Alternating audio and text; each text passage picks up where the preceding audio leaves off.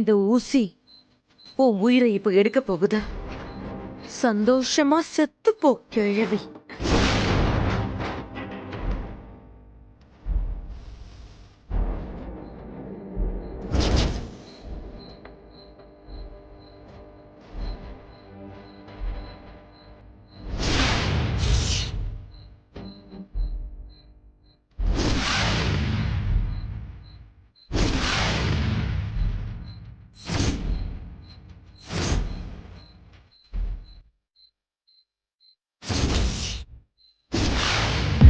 ஸ்வேதா சித்தி நம்ம அம்மாவோட தங்கச்சியா இருக்க மாட்டாங்கன்னு எனக்கு அப்பவே டவுட் வந்துச்சு. இப்ப அது கன்ஃபார்ம் ஆயிடுச்சு. இவங்க நம்ம அம்மாவோட ப்ராப்பர்ட்டிய சீட் பண்ணி வாங்குறதுக்காக தான் நம்ம வீட்டுக்கு வந்திருக்காங்க.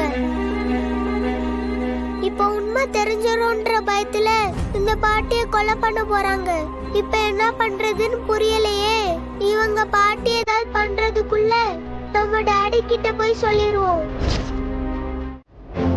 எனக்கு மட்டும் இல்ல, கொஞ்சம் மிஸ் ஆயிருந்தா நீ பண்ண காரியம் ஊர் உலகத்துக்கே தெரிஞ்சிருக்கும். என்ன சொல்றீங்க? சாரதாவை கொல்லணும்னு நினைச்ச உனக்கு ஹாஸ்பிட்டல்ல சிசிடிவி இருக்குங்கிற அறிவு கூடவா இல்ல? நான் மட்டும் சிசிடிவி ஃபுட்டேஜ டெலீட் பண்ணாம இருந்தேன்னா இந்நேரம் நீ வசமா மாட்டிருப்ப. அதான் மாட்டலல்ல, அப்புறம் எதுக்கு இப்படி பேய் மாதிரி கத்துக்கிட்டு இருக்க? விடு. என்னடி சொன்ன? நான் பேய் மாதிரி கத்துறேனா? உன்னை எனக்கு சமமா நிக்க வச்சு பேசிக்கிட்டு இருக்கேன் பாத்தியா? அதுதான் என்னோட தப்பு. உன் மேல இருக்கிற கோவத்துல அப்படியே உன்னை அடிச்சு.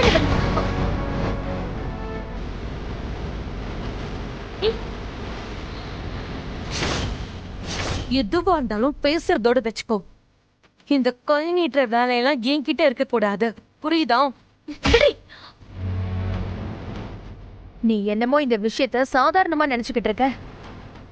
நீ சாரதாவை கொல்ல ட்ரை பண்ண விஷயத்த யாராவது பாத்திருந்தாங்கன்னு வை, உன் கதை அப்பவே முடிஞ்சிருக்கும். ஏய், சீரியஸா பேசினா உனக்கு காமெடியா இருக்கா? சிரிக்கிற? இல்ல, நான் கொலை பண்ண போன விஷயத்த யாராவது பாத்திருந்தா என் கதை முடிஞ்சிரும்னு சொன்னேன்ல, அதான் சிரிப்பு வந்துருச்சு. ஆக்சுவலா உண்மையிலேயே ஒரு கேரக்டர் அதை பாத்துருச்சு.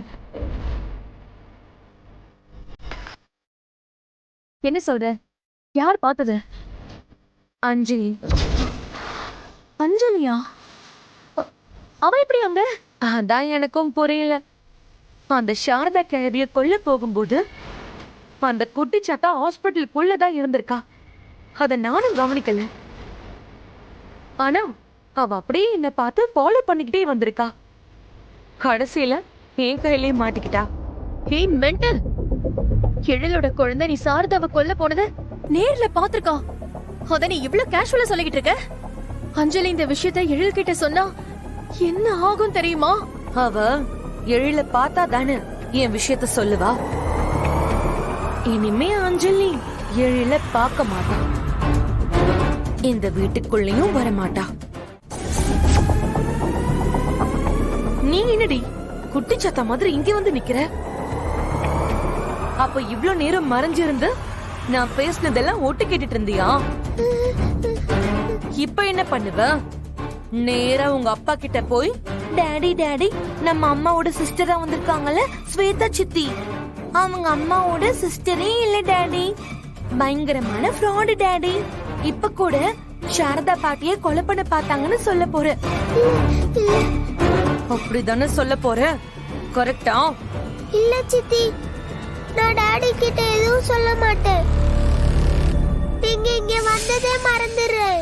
ஏண்டி என்ன ஃபாலோ பண்ணிட்டு வந்ததும் இல்லாம இங்கேயே மறைஞ்சு நின்னு நான் பேசினதெல்லாம் ஒட்டு கேட்டுட்டு இருக்க? இவ்வளவும் பண்ண உன்ன எப்படி நான் நம்புவேன்? ப்ளீஸ் சித்தி, என்ன நம்புங்க. உன்னை கூட்டிட்டு வந்த பாவத்துக்கு என்ன ஜெயிலுக்கு அனுப்ப பாக்குறியா நீ? யார் மேல கை வைக்கிற? என்னையும் அடிப்பியா நீ?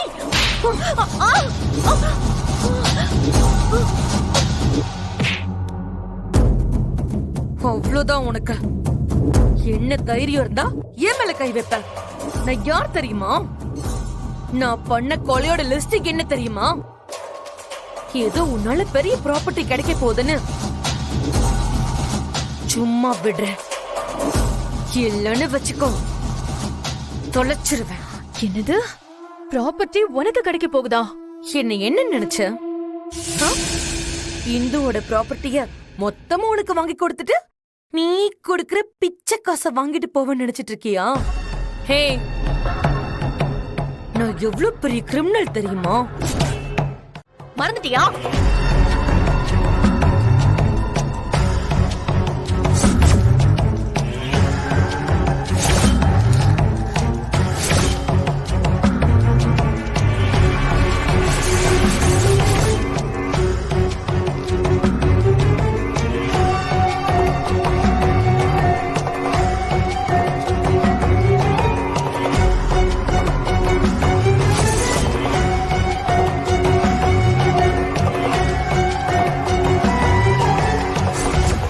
என்ன பகச்சுக்கிட்டு இங்க ஒண்ணுமே பண்ண முடியாது.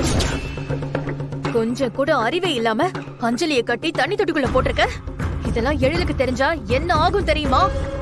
உன்னை உயிரோட கொளுத்திடுவாரு. என்ன பூச்சாண்டி காட்டுறியா? நான் அவன மாதிரி 1000 எழில பாத்திருக்கேன். அவனால என்ன எதுவுமே பண்ண முடியாது. அஞ்சலி மேட்டர் உனக்கும் எனக்கும் மட்டும்தான் இப்ப தெரியும்.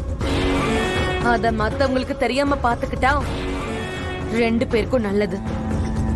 நீ அறிவாளித்தனமா பண்றேன்னு ஏதாவது அஞ்சலி விஷயத்த உளர்னு வச்சுக்கோ, 2 பேருமே மாட்டுவோம்.